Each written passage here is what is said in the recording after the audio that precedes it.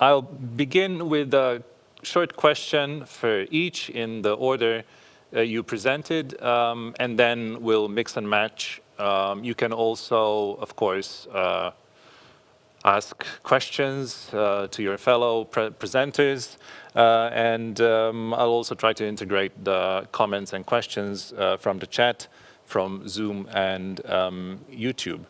So, Andri, the literary strategy, let's call it an aesthetic strategy to make a concept or a phenomenon like deep time palpable, tangible, is of course necessary.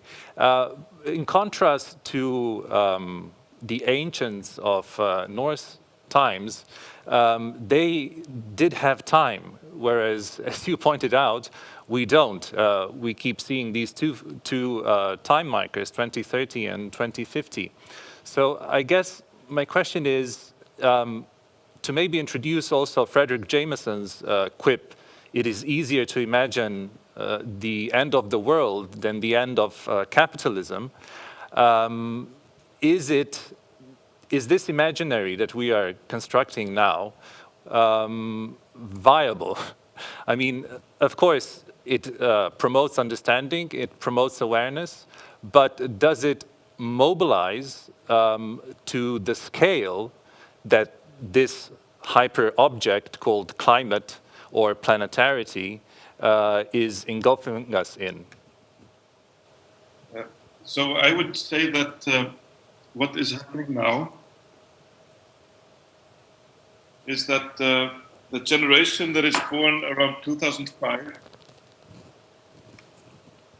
this generation has a completely different connection to the future than my generation has.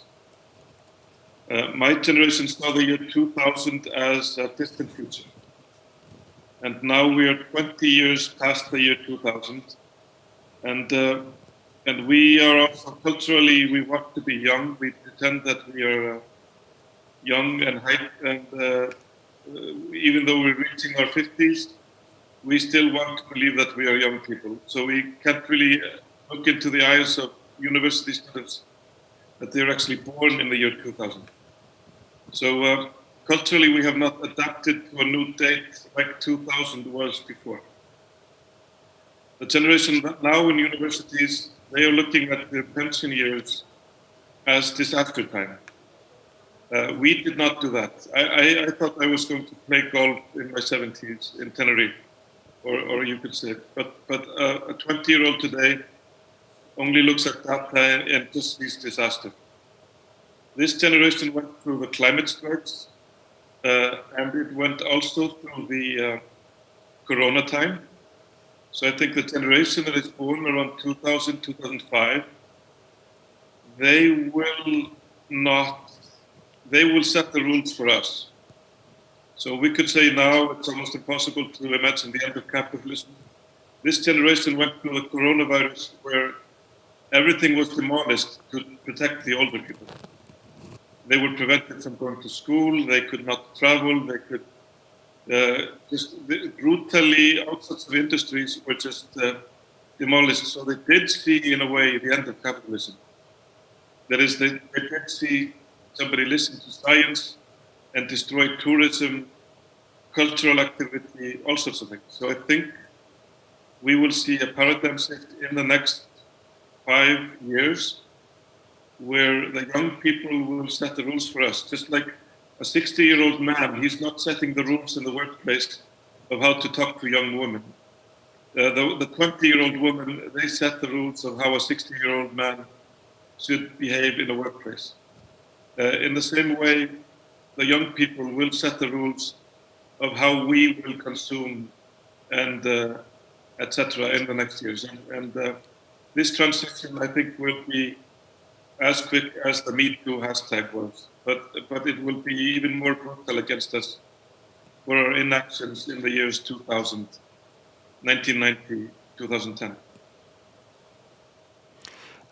Marietica, so the move from the right to nature to the right of nature, and transforming the status of nature from an object that is to be dominated and extracted to a subject, how would you relate this to the notion of Mother Earth?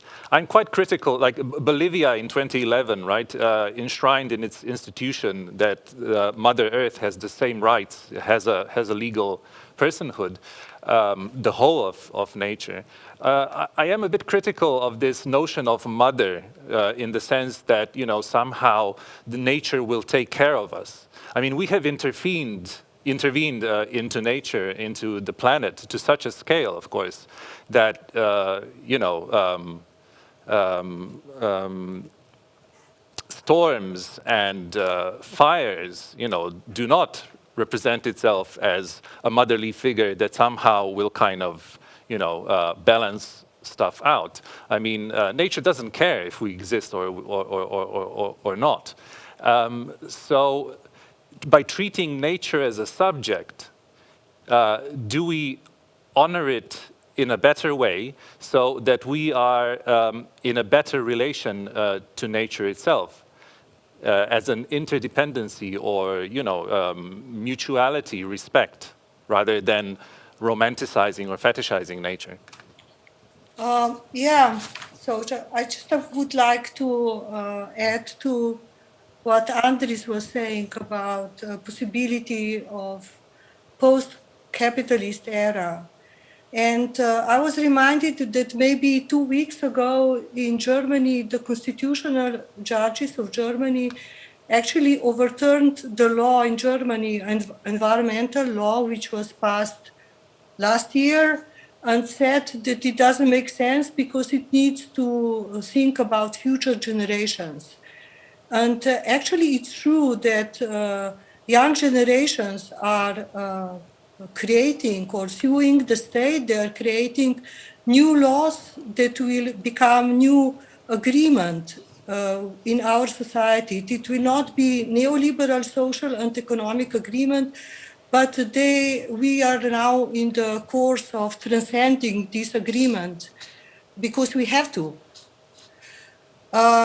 So about the mother figure, actually it's interesting because Ray Woods today, he was talking about how he sees the country as a mother. It was somehow a very personal statement. And what he says is definitely not that the mother would take care of us, but actually he talks about coexistence and that actually you have to, like you care for another human being, you also care for nature.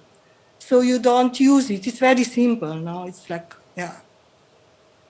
Does this answer your question a little bit? Yeah, I'll just quickly weave in Luca as well.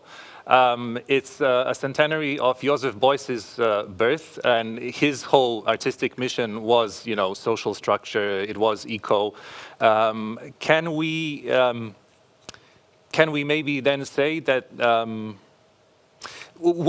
does ethics is ethics enough in the sense that even if it's ingrained into an aesthetics, again, I'll pass the question, how to mobilize on a planetary scale, right? Is ethics enough? Or what kind of politics do you envision?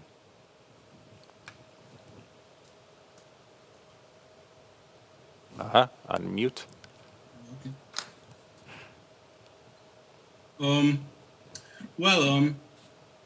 Yeah, we must admit that ethics is in today's ideological environment. Ethics is often used as something that fills the void of necessary political resolution. So when the political resolution is not there on the side of politicians, they start to speak about the ethics and the values. and future generations and so on. And this is the problem, because ethics cannot replace the politics in this sense. But the ethics has the possibility to reach certain levels of democratic discourse that's sometimes hard to achieve directly to political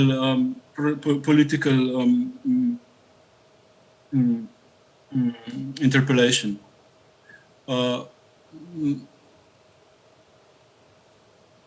For example, one such one such way that ethics can play certain role in this void of politics is the concept of a just transition.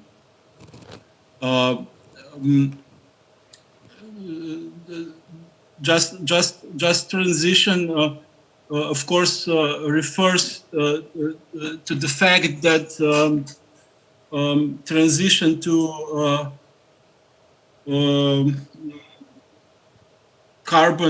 let's say carbon neutral society is not just technical question. It's not just a question of just proper policies. It's basically the question of social or class compact, because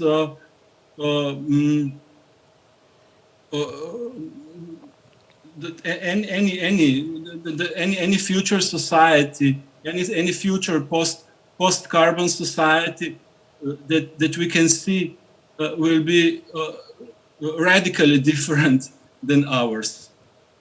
Either it will be either the class differences will be even more emphasized with the rich and powerful class having the access to luxuries of today's carbon world and all other living the post-carbon realities, or the society will have to be radically restructured. Today it's very difficult to use the language of class struggle. It's not popular. It doesn't fall right in today's political discourse.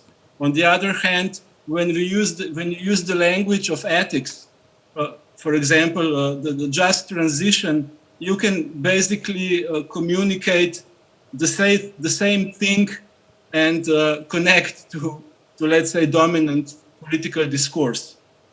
I'm not sure if I as a basically Marxist would prefer to stay in the proper Marxist type of class struggle discourse, but on the other hand, it can be framed in the language of ethics, like just transition, in a way that can connect across certain ideological landscapes that we don't have really much power to change right now. Marietica, the flyer that you were showing, right? You pointed out how nature, rights of nature, or water, are neither left nor right. Are we kind of moving into a post-politics or a new kind of politics? That's really, I think we should understand that with the environmental struggles that we face today, the ideological divides are really pulling us back. We have to move ahead. It's left and right actually is the dualism that we teach at the universities, you know, is it black or white? It's the dualism that actually it's Western metaphysics, if I can say so, to add a little bit to Luca's discourse. We have to move across, yeah. And I personally believe you can only do it on let's say what I call participatory projects, because people, you cannot really learn much by reading books, they say. You have to get your fingers dirty. You have to participate in projects to try to reimagine what will be our future. You have to test. The projects that I'm thinking of in cities are laboratories of testing new modes of existence. And the old discourse has always been to put basically communities' knowledge down. So saying, now we have to talk with these crazy people who talk this and that. But actually, when you work with communities, with locals, you understand that they have a complete sense and great ideas what they should do. And just a few days ago, I talked with my friend who is French, and she said that with these citizens' assemblies that actually Macron founded 2 years ago, that people who were in the assemblies, they had very good ideas how to cross our troubles, actually. But yes, these ideas need to be tested, and also they are local, as someone mentioned, maybe you. It's local wisdom. It's not universal wisdom anymore. Yeah, I would counter that by saying that the referendum and the initiative, like no matter how people identify or who they vote, their gesture was nonetheless eco-socialist. They might not know it, but it is eco-socialist. What the planet and the nature is teaching us, I think, to be eco-socialists, much like administrations shelling out billions for just transitions and so on. We might not identify it with it as such, but in action, it turns into, the real of this is that it's kind of, hopefully, eco-socialist. Alessandro Vincentelli writes, one of the things that Andri draws on in mythology and the power of the mythological, there are parallel interests in Marietica's collaboration and deep learning research of indigenous communities. Basically, there is a role for the mythological in recent contemporary art too. Yes, are we, after modernity, basically returning to indigenous knowledge as a politics of interdependence and coexistence with the planet and nature? Well, can I just say something? I think that because we are good modernists in our soul and in our practices, we first have to unlearn.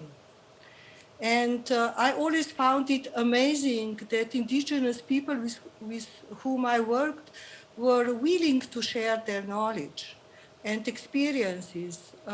If you just think how much they were repressed, basically, in their lives and in their history, it's amazing that they still want to share the knowledge. And actually, it's my belief in the survival of the humanity that we share best practices and the knowledge, perhaps what we do today. So I don't think that knowledge of indigenous is in any way romantic. They learned it the very hard way. And I again would praise their availability or their attitude to work with us these days when we face the troubles. Andri, indigenous knowledge as a way forward?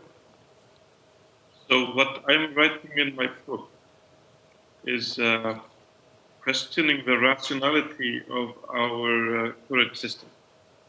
There is the combined excellence, science, university studies, there is the combined excellence of humanity, of engineering and infrastructure and production, design. That is a planet going off the rails. So in the end, the combined excellence of humans does not contain more wisdom than an algae bloom. That is, it seems like we're just growing into our resources just to fall back into some primal state or of what the remaining resources will give. So actually, it would have been more rational. There is and part of the system is, of course, colonial, and where indigenous knowledge was overturned or even demonized. So in the end, it would have been more rational to consider half of a forest of the earth holy, and just explaining that in some mystical way that if we touch it, something terrible will happen, without interference of science. So if the rivers, if the mountains, and if some of the forests had been holy, we would not be confronted with the effects of our collective wisdom. So I'm using mythology in my book to explain also to people that what we're faced with is on a completely different level than humans have faced before. There is Ramses II, Napoleon, Genghis Khan. They did not believe they could melt glaciers. They maybe met for peace summits. Of course, they did not meet each other, but the leaders of the world have met for peace summits always. You know, they have had some kind of meetings to settle wars and disputes. But meeting to discuss the sea level in the next 100 years, to discuss the acidity of the oceans, to discuss if we should have glaciers or not, that is something human leaders have never discussed. And that is only, those discussions only happened on Olympus Mountain, somewhere in deep mythological times. So in 300 years, people will look back and see this more clearly. And then the question is, were these tragic leaders, that is our weather gods, our democratic leaders that are discussing sea level and glaciers, were they tragic? That is, could they not control their inventions? Were the cars that the factories that we made, did they have some self-serving mechanisms that we actually could not control our inventions? Or are we intelligent beings that can react to situations, stop damaging things, and act like we are actually an intelligent species, just not an algae bloom? Yeah, Marietis phrased this as a move from owning to caretaking, no? Would you say that if we're practicing deep learning and deep listening and deep learning, that the indigenous knowledge already suggests that maybe a better way to phrase, since we're using imaginaries and language, that a better way to phrase the Anthropocene is the colonialocene or capitalocene? All this discourse about climate change has one big problem. It's too abstract. And the speakers with me also talked about that. For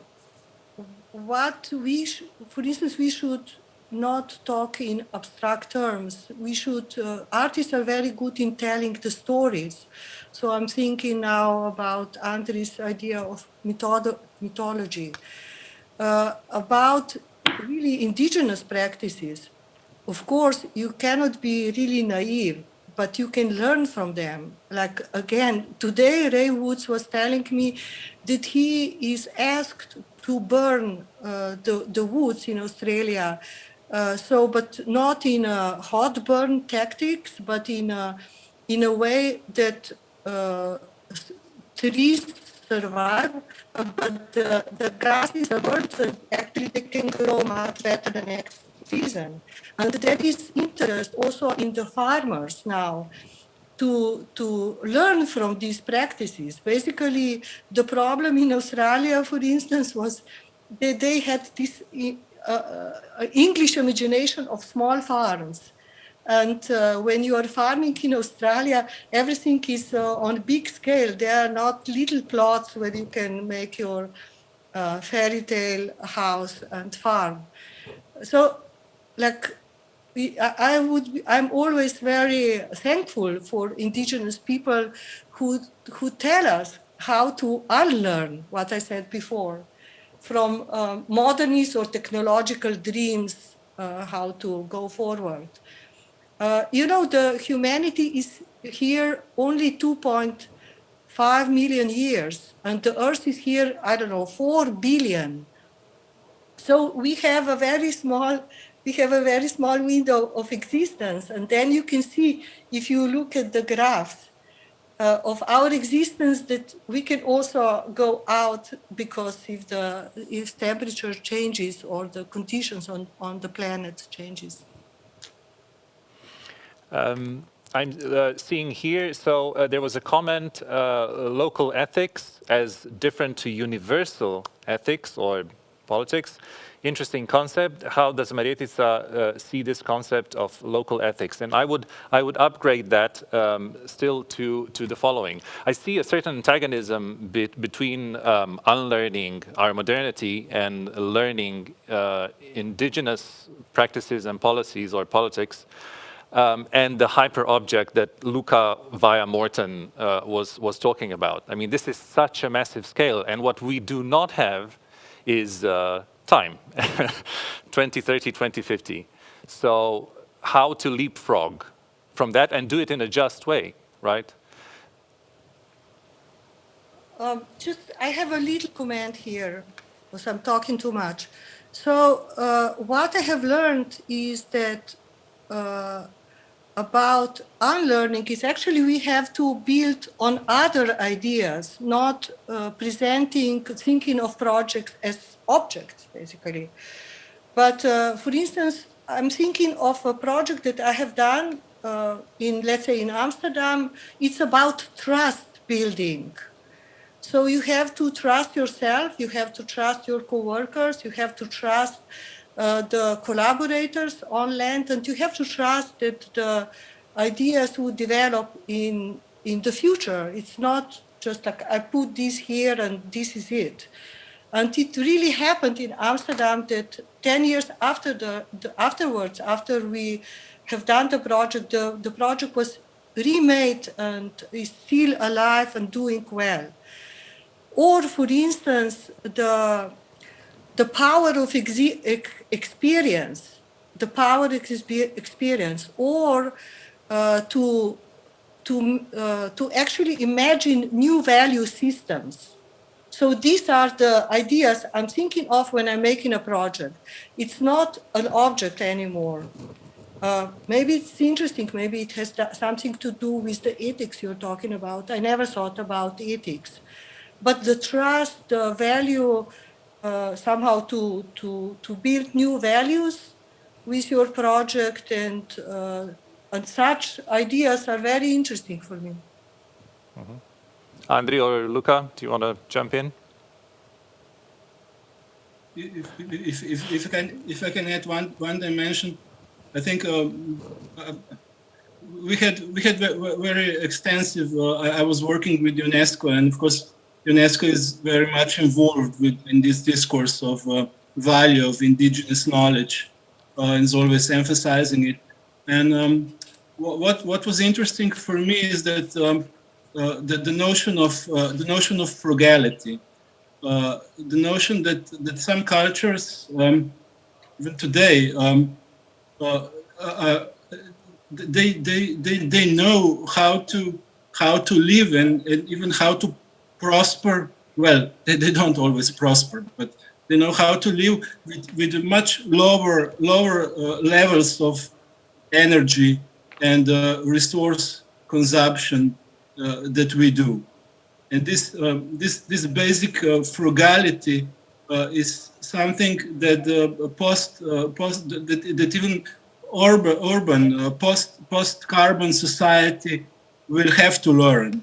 You may speak of degrowth or any other concept, or you may deny degrowth, but the fact is that the level of energy and resource consumption will not be the same as it is today. It's not possible. We will have to be more frugal.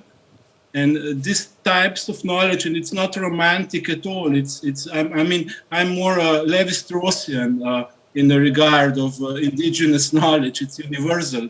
It's structured in the similar way that any other knowledge. But it's really extremely valuable in some way, because it can show us how to live in a much more frugal, structurally frugal way. Andri? Yes, so I agree with that, and I think we can learn from many things. And I think what I was thinking regarding indigenous or kind of that kind of mindset was more about the holiness. Mm-hmm. There is a connection to something that might be sacred, something that might be higher than us, something that should be out of reach, even though you can't really explain why it should be out of reach. Just claiming it's not within our realm of exploitation. And because I'm also skeptical about some of the local not like what you call indigenous and what is not and what is considered, because there are also lots of habits and cultures that I think we do not want to revisit in those terms, and I don't think we should glorify some kind of ancient cultures because we are at some place like in Iceland. We could see lots of habits in terms of how we reacted to the land 300-400 years ago that were just completely wrong, and ideas of women in Iceland not breastfeeding, for example, that caused immense child. So even just motherhood in Iceland 200 years ago was built on some misunderstanding. So the local knowledge was not right, and we lost almost all our children because women were not breastfeeding in Iceland for a long time. So I'm also skeptical about glorifying some idea of local knowledge, but there's lots to learn from and consider. But I don't want to go full-blown noble savage and believe that there is some kind of other type of humanity than inhabits in us. So yes, I believe there are lots of things to learn, but also just to move forward, we just have to explore, pick, and move on. I assume that you're familiar with Benjamin Bratton's approach and his introduction of technology and technoculture into governance. He's heading a program, the terraforming, and a new series of seminars for planetary governance at Strelka Institute in Moscow. And in March, he published essay/manifesto of sorts, where he's advocating for planetary governance, but maybe touches upon what we're talking now. So I'll just quote it here. I just found it. Just when coordinated human rationality and solidarity are most needed, Bruno Latour, he takes beef with Latour, asks us to rescind the hubris of the moderns, a vague abstraction at best that gets yet more suspicious with each new book, and to recognize instead a parliament of always local, non-human actors. Curious, these and other versions of kitsch post-humanism are bound by their arch-Europeanist moral renunciation of technical reason and an indeterminate embrace of the space of difference that they imagine embodied by the continent's others.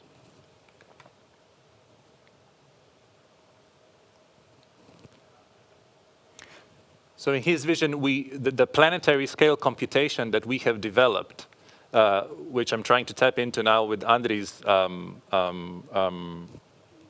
so using the indigenous knowledge, I would produce it as a planetary governance, as a model of planetary governance. So rather than looking back and mythologizing in this kind of othering sense, we would use that knowledge with the technology that's at hand, which is, of course, very much advanced, because we will need to intervene in this planetarity if we are to restore, regenerate, resuscitate, and so on. Like you were talking about volcanoes, how the CO2 emissions equate with 666 eruptions per day, right? I mean, what a powerful image. Say if we were to stop emitting altogether at this very moment, altogether, there's still so much carbon dioxide in the atmosphere that it's still going to ruin everything, right? So we need to capture that carbon, store it, and so on. Okay, maybe my science data is now a bit off because Luca's nodding. He's saying no.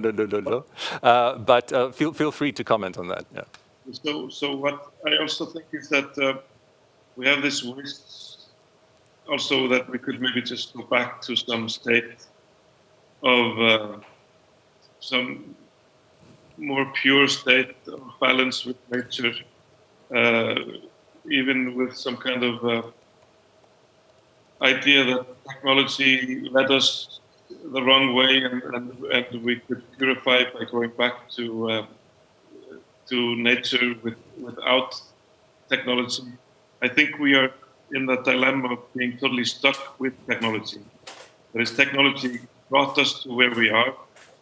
We would not be 7 billion if we had not found all these reserves of oil, coal, and gas. So at least 6 billion of us are impossible. That is, we would not be possible without the superpowers that oil gave us. So we are. I am oil. That is, I'm not 70% water. I'm 95% oil. It's the oil that gave humans the superpower to create me and create most of us, because we would not have been able to have the muscle power to grow 7 billion humans without the help of all these fossil fuels. So we also have to maybe admit that we are on a different state. We are different beings, and we are, like he was talking about Timothy Morton. I am oil. I'm not water. I'm not soil. I'm not nature, or I am nature, but I am a product of 100 million-year-old sunshine. So our dilemma is that this is not possible anymore. That we can't go on like this, and we have to compensate these superpowers. So we have to draw down consumption and habits, but we will still be addicted to having superpowers of energy that is from some source, solar, thermal, hydro, some kind of superpowers that enable us to continue to be 7 billion and maybe even 10 billion. So that's why I think that, like, if you talk to young people, you also have to refer to scientific optimism, because we also need science and inventions and progress, almost in the old-fashioned 20th century progress mentality of drawing down 1,000 gigatons of CO2 that is currently in the atmosphere that should not be there. So yes, we need to plant trees, and we need to rewild areas, and we need to rethink agriculture and making agriculture draw down carbon instead of emitting carbon. But we also have to invent technologies that maybe do not exist today to suck it out of the atmosphere. And I think that is inevitable, that we have to put lots of engineering into that field. And I'm not a great fan of geoengineering, and I think many ideas today are dystopian, like BACS, which is growing forests, burning them and putting the CO2 into the ground. The idea of putting sulfur dioxide in the atmosphere and dimming the sunlight, those are ideas that are dystopian. But here in Iceland, we have inventions like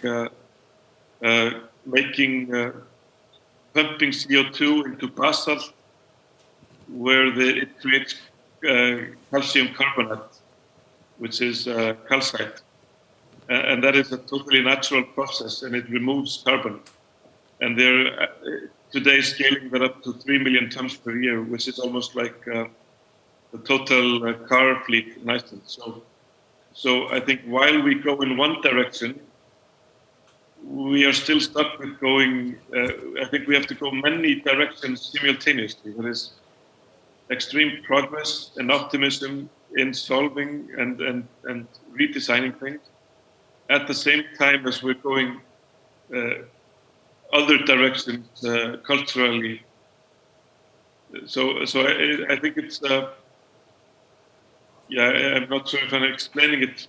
So when I talk to young people, I have to just refer to how humans developed flight from flying 30 meters to 30 kilometers to going to the moon, because we are stuck as technological beings and with all this knowledge, and one of the ways forward is through technology, but not all the way forward. Closing remarks. In a nutshell, I will round off this discussion after panel 1. So, in a nutshell, the contribution of art and culture, I'm paraphrasing the chat now as well, the contribution of art and culture in regard to the environmental crisis and its role in political activism. Marietica? Can you repeat? So the contribution of art and culture in the environmental crisis and its role in political activism. How would you, in a nutshell? I think it's super important that artists are involved because they can think and to work outside the box. They don't belong to institutions. They can be mediators of the future that, for instance, residents want to be part of. So I think art has a huge potential. Artists have a huge potential as mediators as well. Luca? Do unmute. Yes. Well, I think as I kind of speculated, there's a local level. I think there's a great role the artists play, being involved in projects on a local level, like for example, or from urban gardens to building sustainable habitats wherever. On a general level, I think it's this possibility of imagining future in a way of connecting with this new, let's say, hyper objects of Anthropocene we are living with, which is absolutely essential for us to kind of orient in this weirdness of transition and post-transition world. Andri? I think that that all paradigm shifts, they have come through both from some source of philosophy or science, but in the end, art has been the carrier of a paradigm shift. I don't think women's rights would be very far if only political theorists in the universities were talking about women's rights or human rights. I don't think democracy would be something if it was only for, if it had not been in songs and in poems and in stories. So I think art is the carrier of all paradigm shifts in humanity until now. And I think this paradigm shift art will play a very vital role. Of course, we can't point at one artist and say he's the carrier, but collectively, art will be one of the main carriers. And just for stories, while data speaks to the brain, stories speak to the heart. And I've been trying to connect brain and heart, for example, in my latest book. And I was encouraged sincerely by a scientist that told me, people don't understand data, they understand stories. And so I think stories, abstract thinking out of the box, it's all part of the need to, while we're looking for, how to travel into this future. Andris Ner Magnason, Luka Omladic, and Marjetica Potrč, a big thank you. This has been panel 1 of a Letter to the Future toward Radical and Creative Ecologies conference, part of the EKO8 International Triennial of Art and Environment. In panel 2, we will talk about Toward Ecologies of Art and Curating.